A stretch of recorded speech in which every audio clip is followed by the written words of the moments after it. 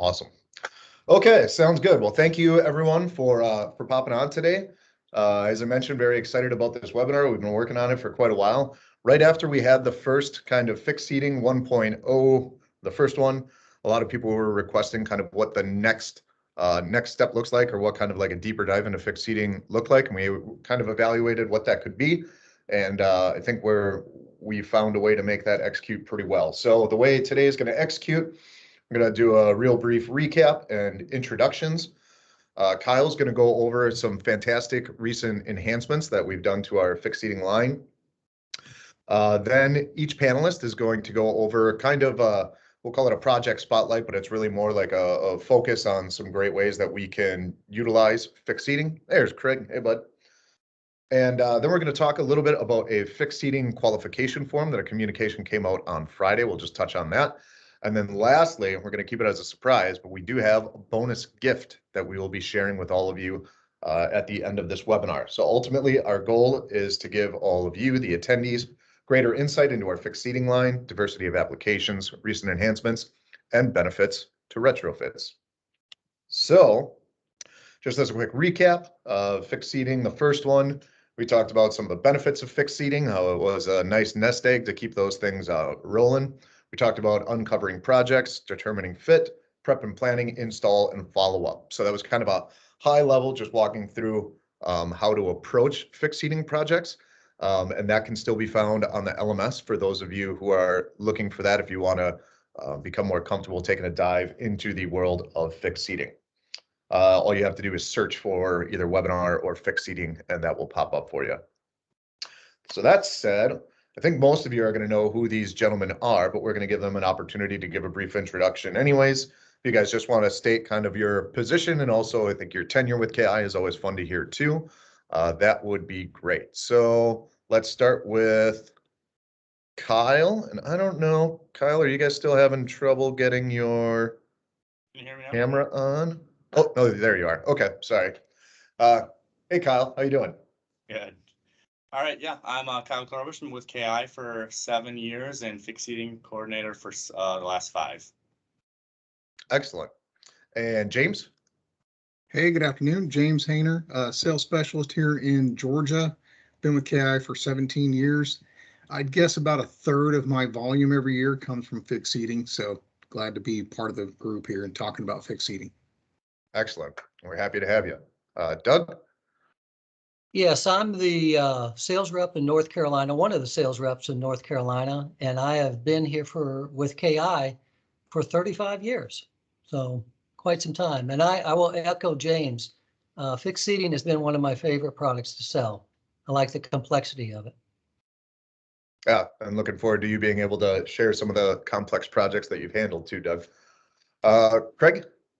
Yeah, my name is Craig Cargus. I cover the great state of Kansas and Missouri. I've been with KI for almost 22 years. And just to ditto what James and Doug said, do a lot of fixing over the years, seen a lot of great changes. And I think these webinars are great for some of the new reps that are coming in. Hopefully give them some inside information that we didn't have when we started. Excellent. Sounds great. So we're going to start it out with Kyle Corbett and some fixed seating creativity and enhancements. And just so you guys know, to avoid the awkwardness of switching between 5 different people, screen sharing, I'm going to be running the show, so bear with me. I'm pretty good at clicking when these guys want me to click, but just in case I don't, bear with me on that. All right. So that said, Kyle, feel free to take it away. Yeah, so in the last few years, fixed seating's had a couple of different enhancements and tweaks, more or less. Mainly in our fixed seminar table and electrical has been our greatest advancements in the last few years. Right. So our lecture hall has seen the greatest changes in the last few years, especially in power and density. Yep. You can go to the next slide. So our electrical for our table system has gotten a lot more sleek in the last few years. This was just launched last year, our new 5-wire electrical system. It's going to allow us to do table depths as low as 13 inches deep on a seminar table, as opposed to our old system, which was around 17 inches. So it gives us greater flexibility with those. We also have more flexibility with our power modules.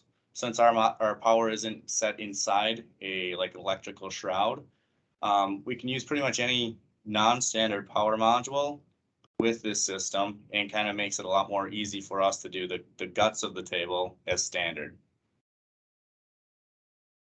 All right. Our beam mounted seating has also kind of been improved a little bit over the last few years.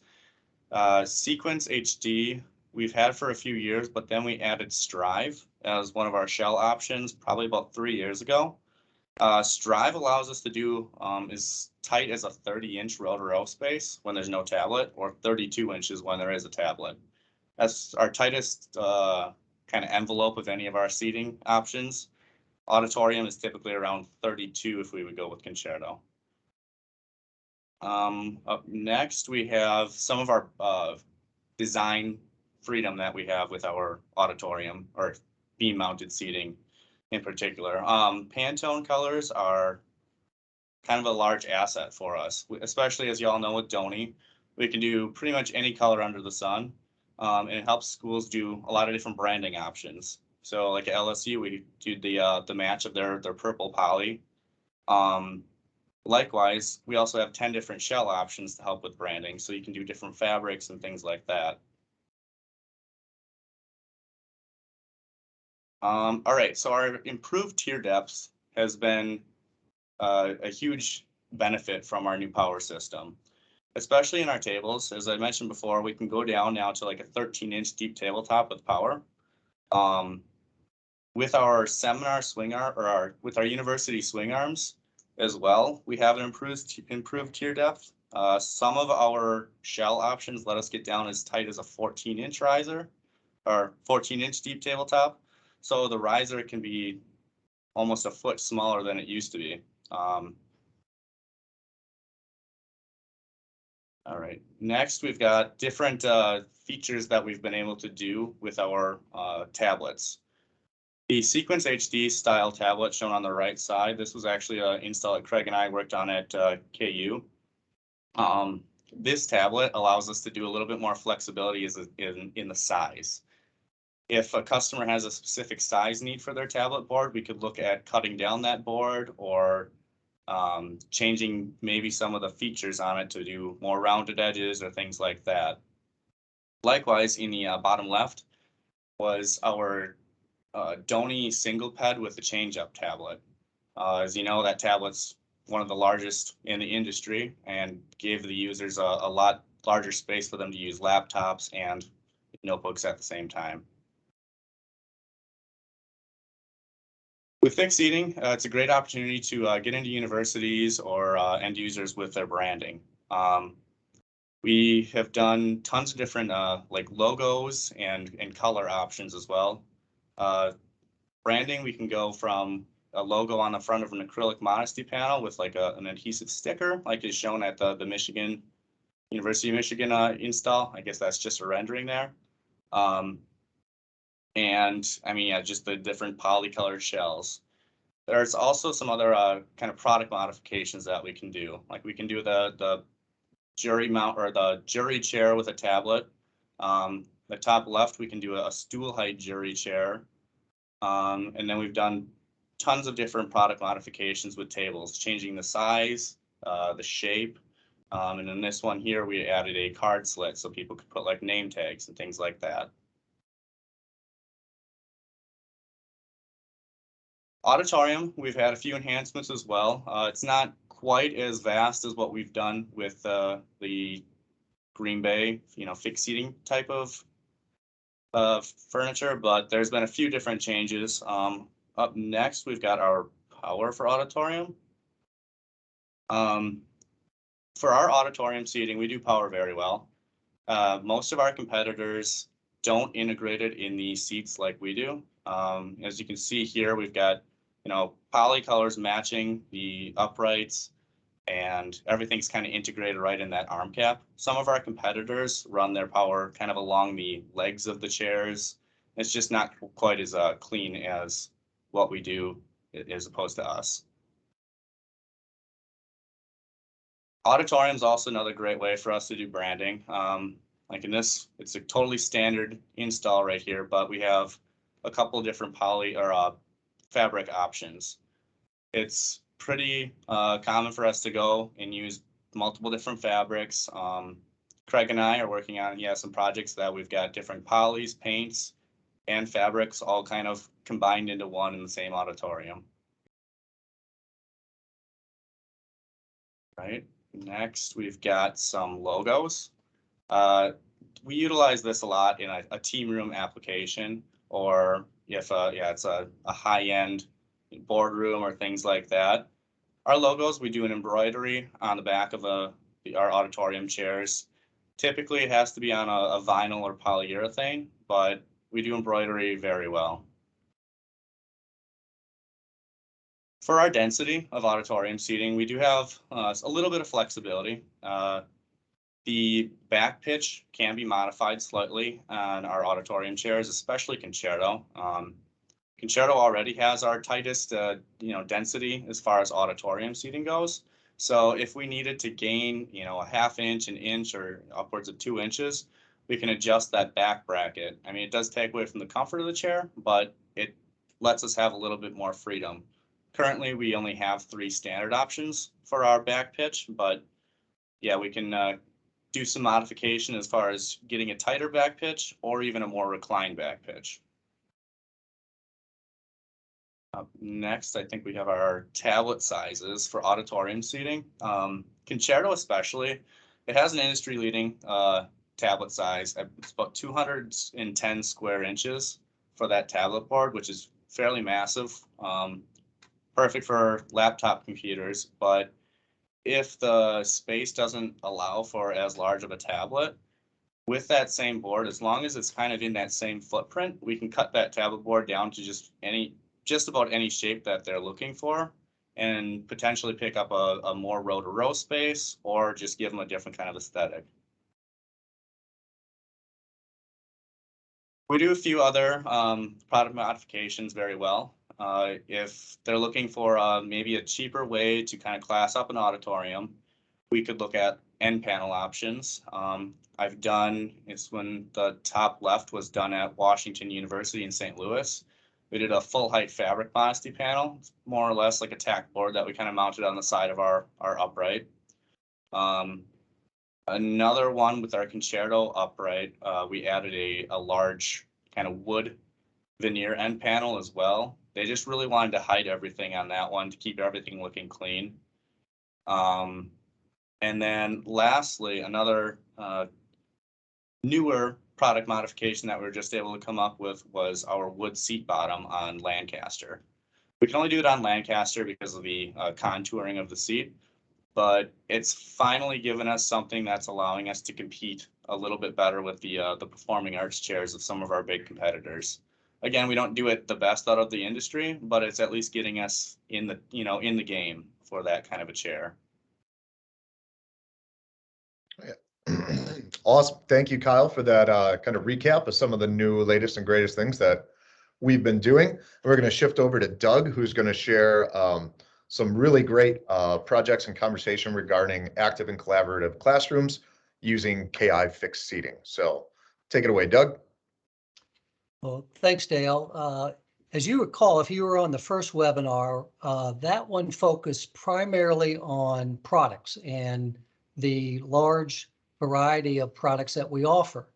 What we wanted to do here, Dale and Company, was to do a little bit more focus on the application of those products and staying in with kind of the current trend of what's out there in classrooms and higher education. We wanted to kind of focus on the collaborative or active type classrooms and how that can be done with a fixed seating product.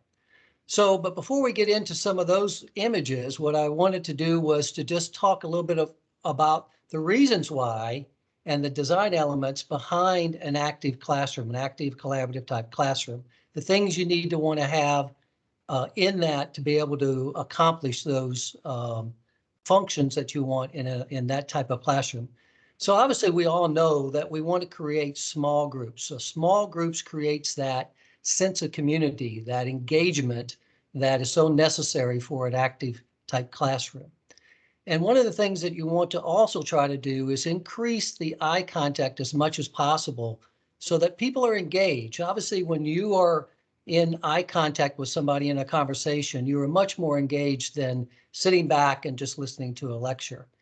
And then the other part of this that is helpful from the faculty side of it is that professors really want that ability to interact, to get around into the classroom, to in a sense wander around and facilitate rather than do some sort of lecture.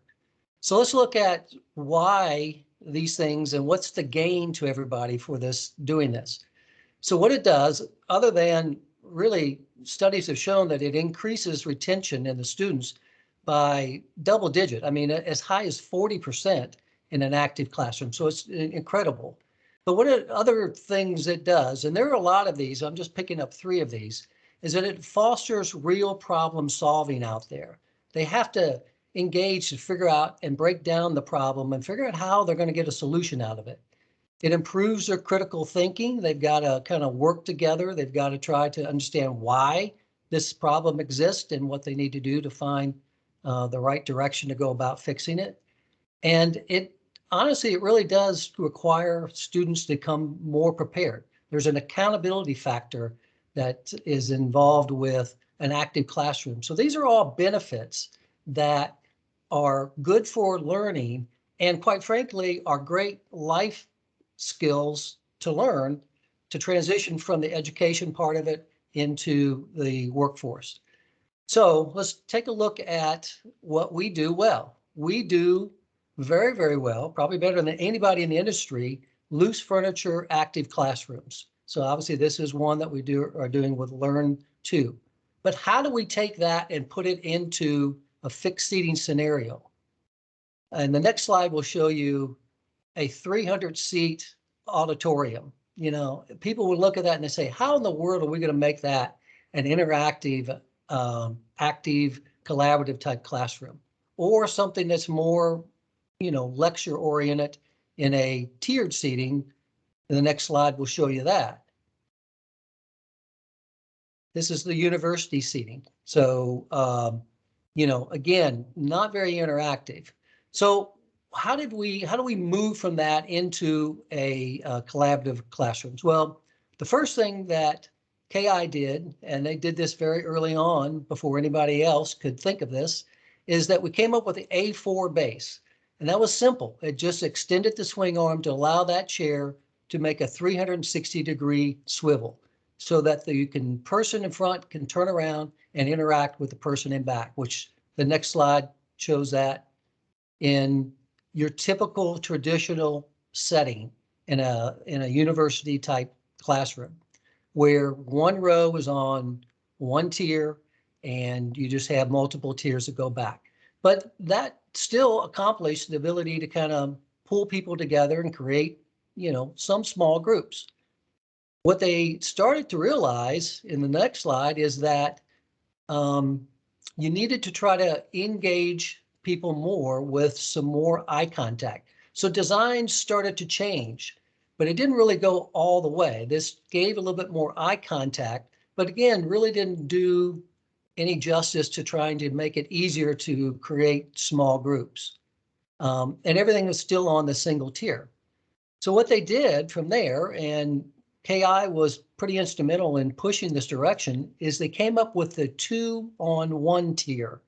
So if it's an existing auditorium, they filled in the tier in front, and now you had a big wide tier where you could put 2 rows of seating on there. Obviously, the front row is a thinner top, 18-inch top, with an A4 base, so those people can spin around and work collaboratively with the people in the back and, you know, create these small groups. Works pretty well, but again, you still are facing forward and it still gives you the feel of a lecture type classroom when you walk into it. Now, there's many different types of applications that this has happened. The next slide will show it to you in a little bit more of a U-shaped type arrangement that helped with that eye contact. And it opened it up a little bit for the instructor to move around and kind of weave in and out around the tables to interact with the different groups. And Dale, that next slide will show that. So it's a little bit more open and a little bit more accessible into that sense. So accomplishing some of these active classroom type of requirements. The next slide shows this similar type of application, but this happened to be in a law school where they wanted more of a boardroom type table where groups of 6 or 8 could get together and they could start discussing and analyzing case studies. So this actually can be broken up into zones. The next picture will show you into 6 different kind of areas where the groups can get together and then come to a full presentation style to be able to present their comments on the case studies. So as we keep moving on, we found that there are different needs in the sciences that are out there. So the physics and the biologies and the chemistries where they needed a larger table and one where the groups tended to stay together for the semester, but they wanted to have places to put microscopes and specimen trays, things of that nature, access to power. So here's an application that was done where you move into the next slide, Dale. There you go. So this was one where, again, they brought in some technology.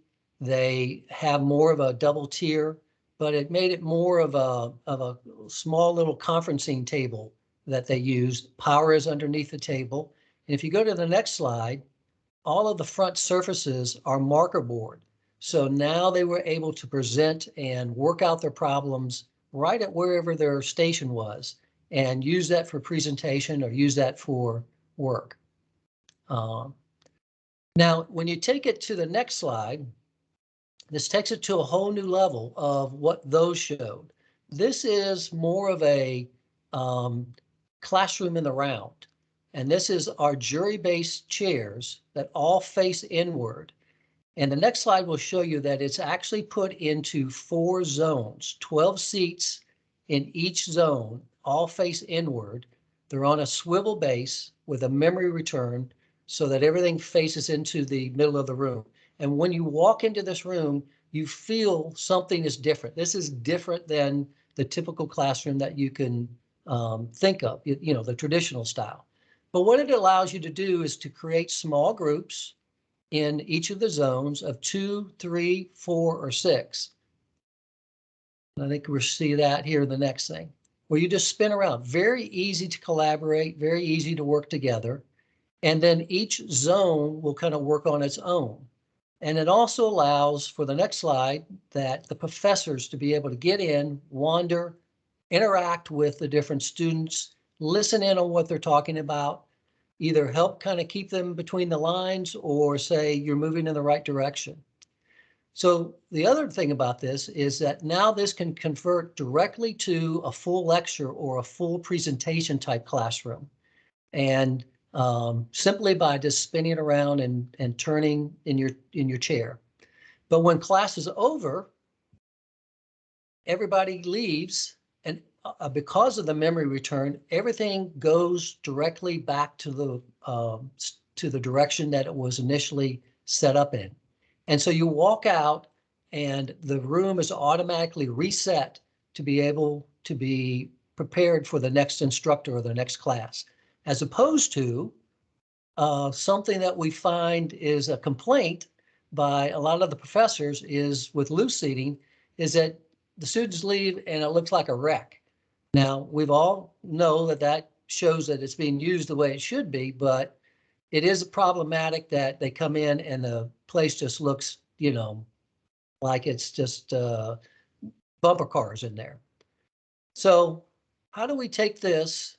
And what we just saw were a lot of classrooms that I would kind of say were more of a medium-sized classrooms, 40 to 60 students. So how do you take this and create a collaborative type classroom in a 300-seat low-level class where you've got tons of students? So the next slide shows you that KI has come up with a solution for that. And we did this several years back, and this has got to be at least 250, 300 students in this classroom. But again, it's a 2-on-1 tier. And again, when you walk into this classroom, it's different. People know something's going on here that's not your traditional, I'm going to hide in the back row and just sleep through this class. This is an interactive class where you've got a pivot jury base chair in the front with a tablet arm, and then sequence seating in the back. And it again allows for easy student small groups. Dale, with the next slide, will show how it is easy to just to pivot, gather in small groups, and do that interactive type of studies that they need to do. This large classroom also can be broken into zones. So essentially, you have 4 to 6 medium classrooms in one large classroom. So they've broken it out to be able to be manageable and facilitate these interactions rather than try to lecture to them. Then you've got, taking this one step further, you've got this where the eye contact now is much greater than in the previous slide. This was done in Indiana. Susan Binford did a great job with this. But this again now creates more of a in the round type of setup that essentially operates much like the last room did, but it increases that ability to do eye contact. And then they also have some loose chairs in the front of this where KI does this better than anybody. I mean, we've got more complementary type loose chairs that go along with our fixed seating chairs than anybody else out there. So it's truly an advantage to us in the marketplace to be able to make that consistent look. And of course, this brings in a bunch of technology that's very easy for everybody to see. So the next slide, Dale, I believe is just a few takeaways from what I've shown you.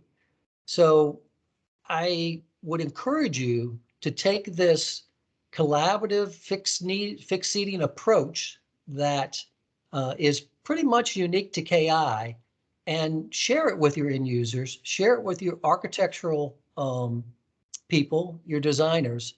And I promise you, they will be excited about these types of collaborative large rooms, and you will find projects out of that. Now, if you're relatively new, fixed seating can be a little intimidating or complicated type of product because you're dealing with general contractors, you're dealing with floor structures and things of that nature. What I'm going to encourage you to do is utilize your fixed seating coordinators. These guys are really, really very, very knowledgeable. They know the product and they know how to handle GCs, the bidding process, all of that goes into it. But your best bet is to be able to get our product specified, because if you do it in some of these collaborative natures, you just won't have competition. So that's your huge advantage. And I can't emphasize it anymore, is that we are the best manufacturer. We do this better than anybody out there. And if you can kind of just get it known a little bit more, I promise you will find that you bring you some nice business, and this generally is good, profitable business. So that's it on that, Dale. Oh, so there is one other thing that we did want to kind of bring that leads into James's presentation is we all have maybe hundreds of existing fixed seating classrooms out there. So you probably have, in your territory alone, several of these. If the next slide is, these old auditoriums. So I encourage you to go in there and encourage them to refresh these with bariatric seating, with ADA types of applications. Those are not up to compliance right now. Here we've got several large bariatric chairs that few people can do. So you've got more advantages to just go in and refresh than even on the new projects. Here's an example. The next is You can do power and data in your ADA applications. Next one, Dale. I mean, we all have these. So these are the easiest ones to go in and just put in new modesty panels, maybe bring in some power, bring in some new sides, seating, loose seating in there. We've got more options than anybody else. And this will bring you some ancillary type business that is just sitting out there right now.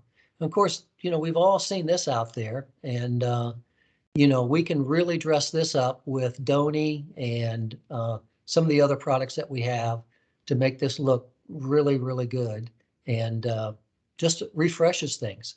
So there's a lot of that business that's out there that is things that we could kind of spark some interest to have them refresh. And James is going to actually show you one of the projects that he has done where he had some other requirements that were pretty unique and how he was able to do this. Thanks, Doug. And yeah, we'll queue you up nicely. James, feel free. Yeah, I was going to say that's a perfect segue. Thank you very much, Doug. Kyle, both of you guys have shown some amazing images and new enhancements that are going to be really, really beneficial to all of us. How I got engaged on this and what I wanted to bring to the table today was something totally unique. Been introduced to me about 2 years ago from one of our electricians on one of our universities that's standardized on KI. We had to do a project of 2 simultaneous sequence beam seating rooms and have those both installed over their Christmas break, which gave us about 6 days to get 2, I think they were 100-person classrooms together and installed over that amount of time. So one of the things we had to do was figure out a way to get power to all these rows without core drilling the actual floor, which was going to be super expensive and very, very time consuming. The electrician that worked on the job with us actually introduced us to this product that I'm going to show you in just 1 second. But what we started to do was try to engage how quickly we can get this done. And for the newer reps that are out there, this is probably the most basic process to ensure you actually get your project coordinated correctly, installed on time, and everything done fast. So kind of cradle to the grave. First thing you need to do is get out there and get a checklist started and get done with your coordinator. Request the CAD shell and get that turned in as well. Definitely engage your project coordinator as soon as possible. These people are invaluable resources to you and can definitely bring sure all of those applications to you so your resources are there. Do a drawing review with your customer. Make sure they understand what actually you're requiring and what they need to do on their end. Move into getting our shop drawings approved and signed off, and then get into production of the product and have it delivered on time for them. So the product that was introduced to us that I think the team might find very valuable is on this next slide, I believe, Dale. How did we do this without doing core drilling? They introduced us to this product that's an undercarpet cabling power distribution system called CommScope. This product's out there and available to all your different electricians. Some of you that may not have seen this will actually be beneficial to take this slide, obviously, and show that to some different electricians. That's perfect. You can go right to that next one. How does this work and what does it actually do? It provides us a totally seamless undercarpet power system that can distribute either 3 or 5 circuit power, almost virtually undetectable under carpet, so you don't have that little speed bump kind of application. Super fast, keeps your project schedule on time and moving quickly. So we'll show you how it works here. Like I mentioned, these were 2 112-seat classrooms that were on a sloped floor. This actually can be done on a sloped floor or a tiered application. Total sale for this job was $120,000 back in 2019. The time crunch was the biggest deal. I did talk to the electrician about this job and how this played out and cost for the customer. Just so everybody's aware, essentially it was about $10,000 a classroom for these 2 applications that you're going to see here in just a second. And you're going to see where we show the little terminal block that actually attaches to the power system. And those were, if you can roughly budget about $1,500 a terminal block. That'll kind of give you an idea going forward. So on that next slide, I think we're starting to show some of the installation pictures, the sloped application on the left and also on the right is a tiered application. That aluminum piece that you're seeing kind of running down the middle of the tier is actually the power distribution system. Next slide, perfect. So here's another application of that shown with the actual tiered application. This piece can actually be folded and bent at a 90-degree angle, so you can actually fold this and run it in different directions too. So it doesn't have to be all the way perpendicular every time. Good to know. This is how it actually gains power from the actual building power. They ran it up the wall that you see there. They'll come into a standard outlet and seamlessly put it in there. So it works out pretty well. There's the terminal block and junction that they're using right there in the wall. And then how the product is actually laid out in a spool. They actually lay it out. They put this aluminum over the top of it and seal it down with that tape that you're seeing on either side. And then carpet squares or rolled goods go on top of that, and it's almost impossible to detect it's actually there. It does take a lot of coordination on the front side. For example, in these pictures, this room in particular, that brass line with the actual purple tape on it is a hearing loop, and that's an enhanced application for students that wear hearing aids. This instructor's podium actually has a microphone that enhances the audio to those applications. So their Bluetooth hearing aids actually are enhanced by that. So that could not be disrupted in this classroom. So when this completely was torn apart, we actually demoed old KI out of this room, laid this all out with the electrician and the installs team at the same time, and laid out where we wanted all these terminal blocks that you see on the left-hand picture and where our mounting locations would be, so there was not an issue with cutting anything in the floor or disrupting their power. So that next slide probably will show kind of like the progression of what, and so we kind of dry fit some pieces, and you can see on the left, there's the terminal blocks that are actually there. And then on the right-hand side is a finished product install with terminal blocks actually at each location. And there's a few install pictures here that you're going to see on the next slides that actually show all this.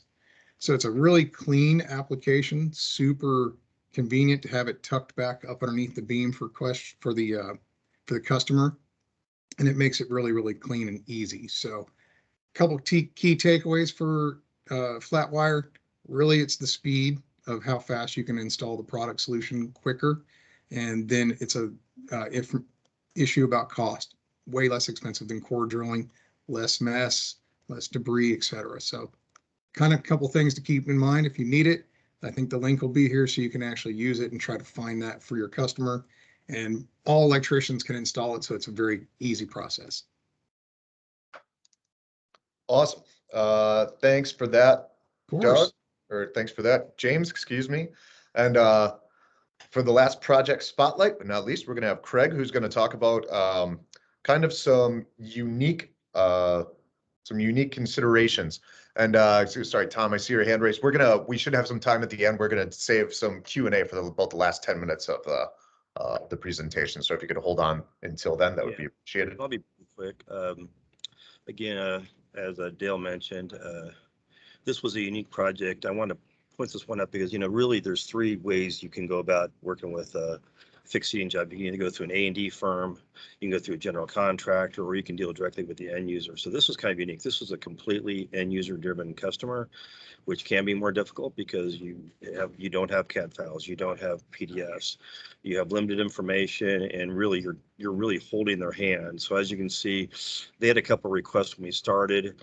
They wanted to have the 600 seats. The original seating was not radius. They wanted it radius. They had unique color. They had unique color requirements. It was a unique layout. Hours were different than I've ever dealt with. And then lastly, they wanted a very large number of bariatrics. They wanted, I think it was 70 we went with. So as you can see, as this progressed, it was a very unique project. So we started off. If you want to hit it, there you go. That's what the original space looked like. Just kind of a you know, what you might see in a very old 20-plus-year-old situation with the church. Generally, I don't run after churches because they can be kind of budget conscious, but this seemed like a unique opportunity.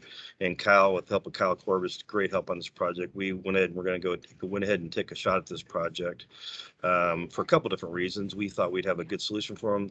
Their major concern was bariatrics, and as Doug mentioned earlier, not very many of our competitors can do bariatrics, and we actually do two sizes. We do a 30 and a 36. So they can be sold as either a companion chair or a bariatric chair.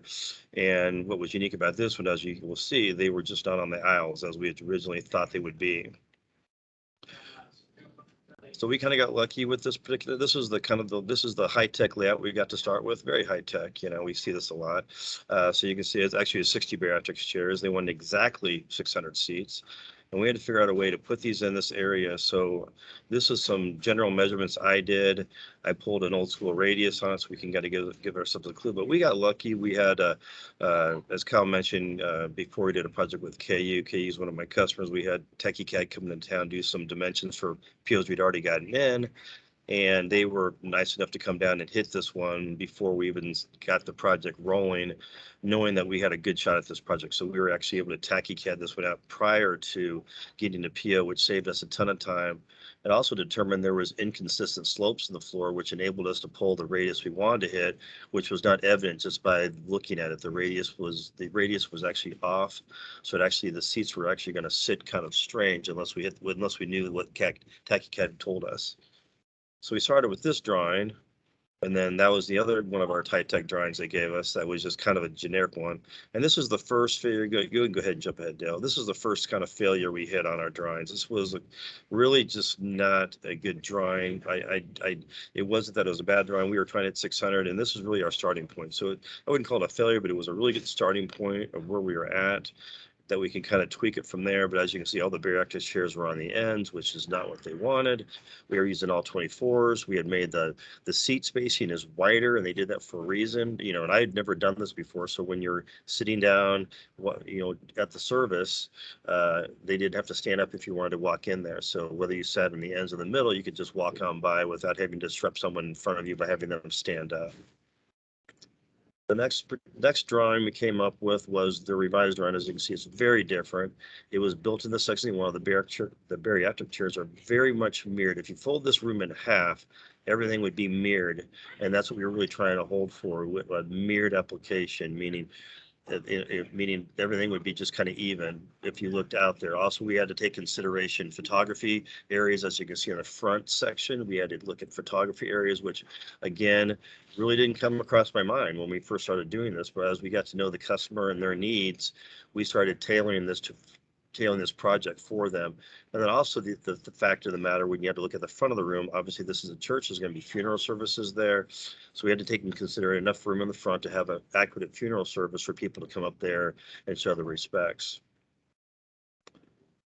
When this got to know we were close to dying, this then became the biggest issue, not issue, but the biggest kind of decision factor, which again, for Kyle, jumping in on this one, they wanted to do custom polys. They wanted to do custom, 3 different custom fabrics. So really what won us this project was our bariatric options and the fact that we are flexible enough to do different colored stanchions, different colored poly, and obviously, and just continually tweak this for their needs. Because this was a church that, a lot of these customers do this once and they only get one shot at it. And so we have to understand that this is a big deal to them. It might not be a big deal to us, but it's a huge deal to them because they might not ever have an opportunity to do a project like this again, at least as long as they're at that particular church. So Kyle and I really kept our fingers on this one and really kind of babied them through the process. And again, he did a great job with all the tweaking and the identifying what the parts and pieces needed. If you want to jump to the next one, Dale, you can. Came up with some renderings of what they're looking at. Obviously, Kyle and I were hoping for the same color stanchions all way around. That obviously wasn't their decision, but it is what it is. We are, with this particular option, we are limited with colors on the cup holder options. You can only do black or warm gray. But the poly colors are kind of, you can do whatever you want in the KI realm of polys. So they were able to do some different colored polys that weren't standard and use some different colored paints that weren't, our typical colors being black or warm gray. So it really came a dynamic option, and they used kind of a more of a neutral fabric, but they wanted to dress it up with some color. when it was all said and done, the things we had to take in consideration, we had to take in consideration funeral services, videography. We have the hymnal caddies that we put on every other chair. They went with a 36-inch bariatric chair, which I thought was smart. So they're all the same. Our row to row was different. Again, the video spots, the stage views are also very important. They wanted to have enough room to have functions. They want to have different things. And you know, they also want to have the ability to have, the reason why they wanted the theater broken up like this is they want to have small services. So they would only have maybe the first sections open versus the whole area. So that's why it's so important to spatter around the bariatric chairs throughout. And again, the hymnal holders and caddies were very important. Final results of this project was we are $50,000 over budget. It seems like a lot of money. Kyle and I thought, you know, we were going to be done with this, but they went with the project because we were able to meet the custom poly needs, the multicolored seats. And I think just the fact they're very patient in the whole project. We did a site visit to another customer of mine who was very complimentary of us. So really, we identified what they need to have done. It was really just a nice team effort, but it really showed the availability of us to customize and really tailor these products to our customers' needs. And I think, you know, if having questions and having reach out to us, I know Doug and James have both mentioned fixed seating coordinator is very important in this process. And he or she are going to will help you walk you through this process. And also, you know, feel free to reach out to us. I mean, we have unique situations we ran into over the years. And I think everybody, you know, in at least maybe someone in your office has been in this for as long as we have. Everybody has unique situations and needs. And so I ran into things on this project I never ran in before. And I learned a lot from James's information on the Flatwire as well. I mean, James on the Flatwire, and so is Doug's on the other things. So reach out to your partners. We're all in this together. Thanks for that share, Craig. And yeah, I love the idea. I love the finish too, that even $50,000 over budget, they still went with you guys, which is credit to how much you guys did on the upfront work of making sure that you were able to offer the complete solution to them. So they probably felt like you were their only option at that point, which is excellent. And okay, so you talked about the fixed seating coordinator and the importance of involving them early on. As many of you know, bid chasing. I heard some podcasts making jokes about how the bid chasing industry would be worth billions of wasted dollars.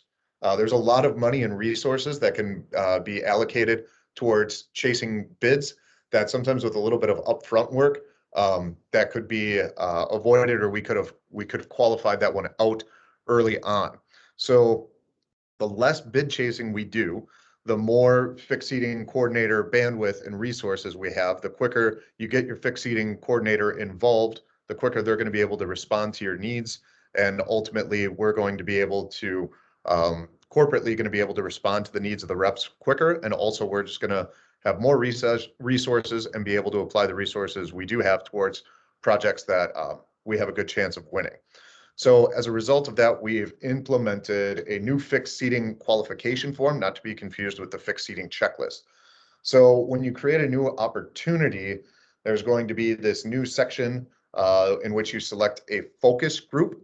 And if the focus group that is selected is fixed seating, once it moves to a needs analysis, you won't require it as an FO, because obviously in FO, you may just know there's an opportunity and you won't have this. But once you go to the needs analysis step in the pipeline, you'll be prompted to fill out this qualification form, which has they're fairly basic questions, but they're just questions that we hope you guys are vetting when you're having those discovery calls or those needs analysis calls. One of the other benefits of this is for those of you that are, say, newer to the fixed seating realm, this is pretty much this is your conversation starter right here. I mean, these are the things that this is the information that you need to get from your client or general contractor that you're working with to figure out what it is that they need. So, and as soon as you fill this out and submit it, your fixed seating coordinator is automatically notified. So you don't have to do any secondary reach out. So it'll save you guys time on that end to make sure that they're involved quickly and from the start.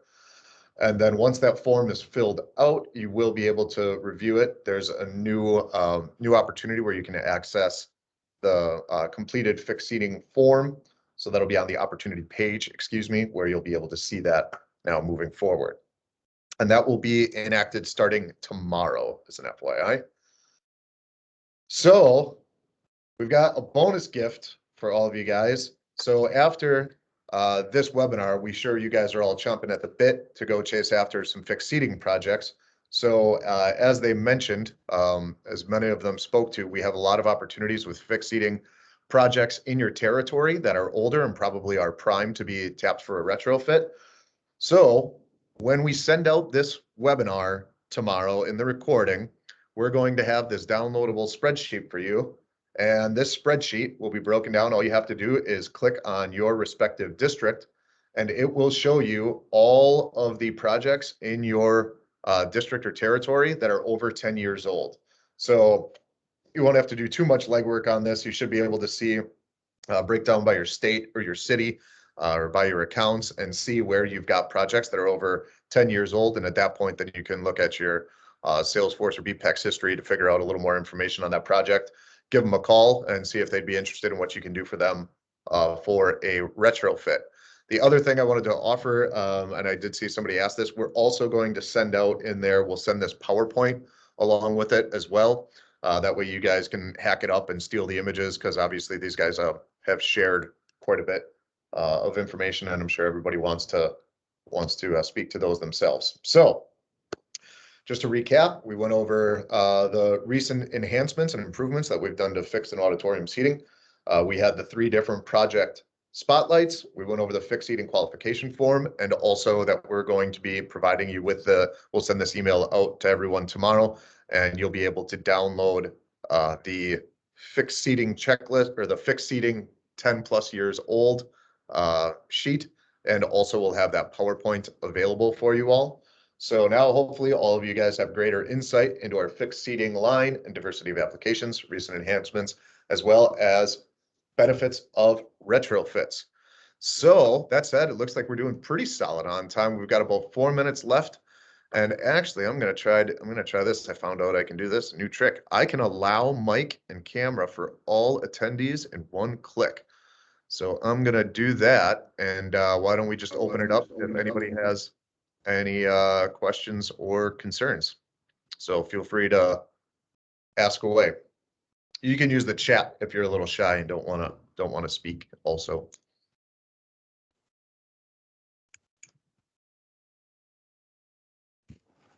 James, I wanted to, this is Tom Meyer. I wanted to ask on the electrical, that flat wire, that's not something that KI provided, correct? You're correct about that. No, that was sourced through the electrician that did the job on the site. But that link actually is the actual product solution. So if you don't have an electrician that's familiar with it, I would definitely connect them with that. One caveat I will tell you, that product's on back order right now. So it's going to take a while to get it. When we did these projects, I did like 8 rooms of it in one school and then 2 over at Life University. So they were kind of going on simultaneously. But no, they now we have 3 going on at the same time.